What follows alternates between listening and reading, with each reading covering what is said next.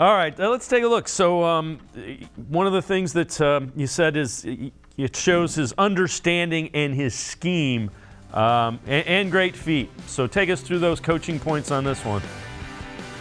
Well, it's an outside zone play here, and what he does, he's going to reach this.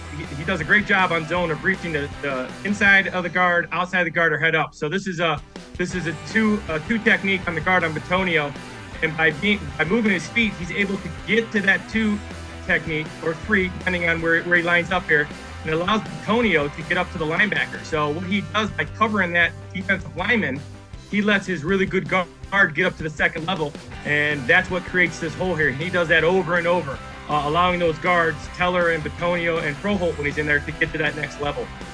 So, again, a combination with Batonio, Ethan Pocic. And Pocic was a guy that, Nick Harris was slated to be the starter there. He goes down early, and he has just played really well. This next little bit of video we're going to go to shows some of the technique and some of the skills, the hands and the feet, critical things for offensive linemen in the NFL. Take us through this one. Well, again, they're going to run a zone play here, and they're going to run a counter play here. And he, again, on the counter play, he's in charge of blocking back.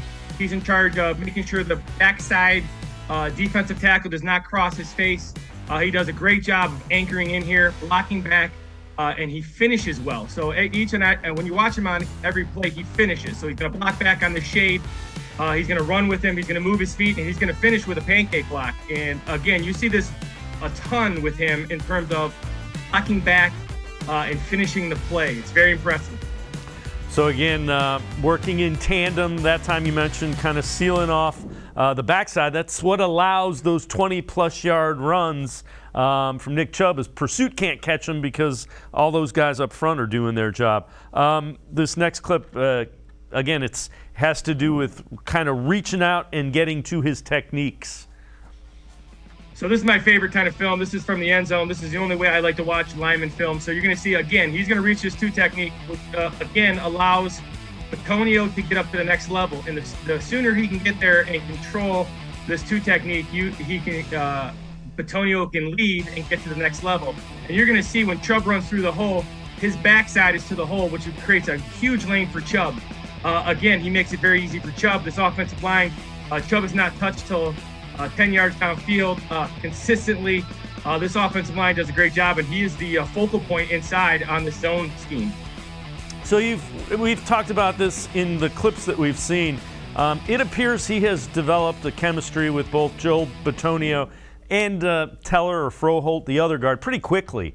It seems like they work together, and that might be one of the reasons the Browns are having so much success on the offensive line. Well, yeah, it's a credit to Callahan and the offensive staff, because it doesn't really matter who's in there. They are all on the same page. They run their schemes over and over. You're going to see the zone schemes. You're going to see the gap schemes. Now, they tweak it and they do different things and use different personnel groups. But it's a credit to that offensive line kind of culture they have down there.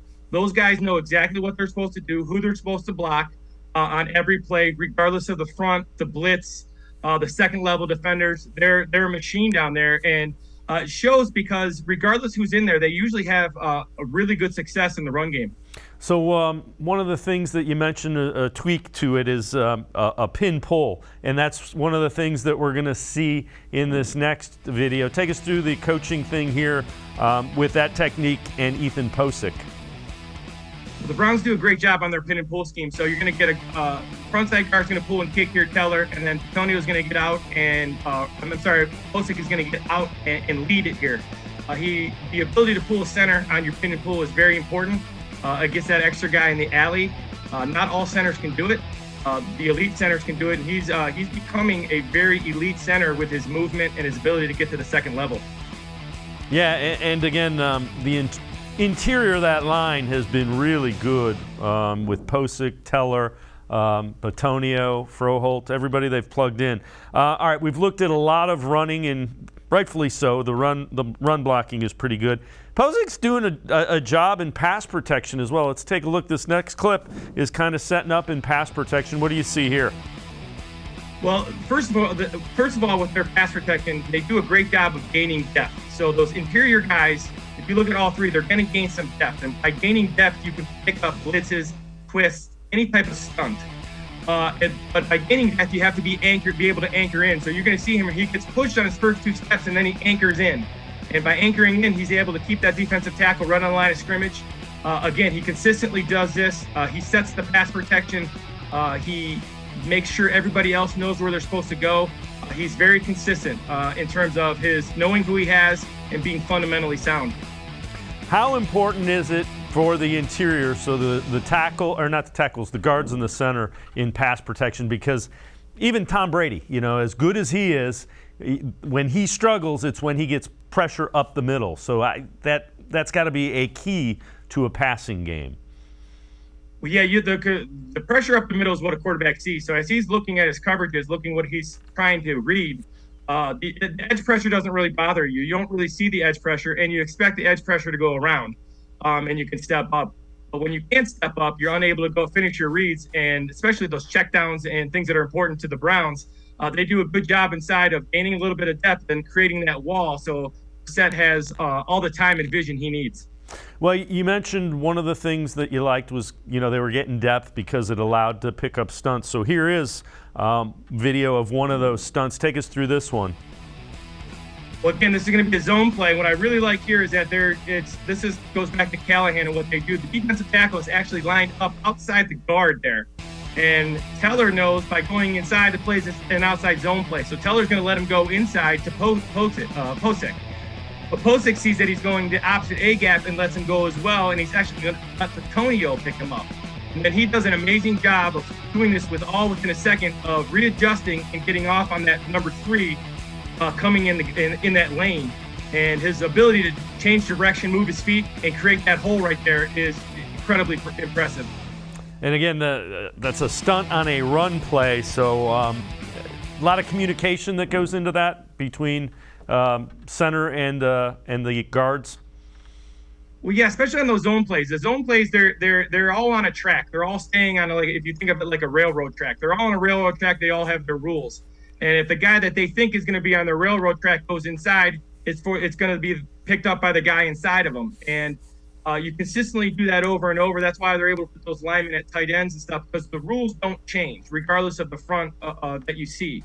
It's staying on your tracks. It's staying on your railroad and knowing your rules. And they do an amazing job of knowing who they have on every play, especially those zone plays.